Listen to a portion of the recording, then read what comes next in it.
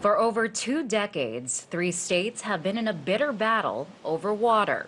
Now the fight has reached a boiling point. There's certainly an issue about whether there's enough water for everybody. Georgia, Alabama, and Florida all have a stake in the Apalachicola, Chattahoochee, Flint River system.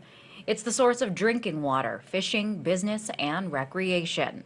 Well, where I'm standing right now, I am in Georgia, but just on the other side of this river, that's Alabama. Now the water is flowing down south into the state of Florida. And with all 3 states having a stake in this river, it's leading to a war over water. Early October, Florida filed a lawsuit against Georgia in the Supreme Court. The Sunshine State charged its northern neighbor with using too much water. Florida says Georgia's water consumption is drying out business for oyster farmers.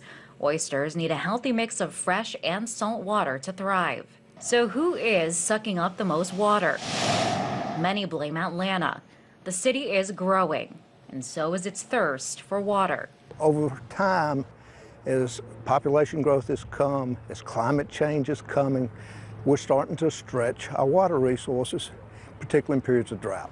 But outside Florida, experts keeping an eye on the water level of the Chattahoochee River say it's not all Atlanta's fault.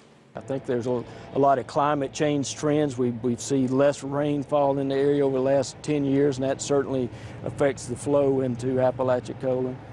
And there's a lot of other variables that affect oysters other than just fresh waters. The neighboring states have been fighting over the river's resources for over 20 years. One lawsuit after another, there's been no solution that quenches everyone's thirst. It's not very often that they come to a consensus around something that both people have some give and take in. You either win or lose usually in court. You think of the cost of 23 years of litigation, and then the federal agencies that are involved, it's enormous. For the most part, the river is regulated by the Army Corps of Engineers.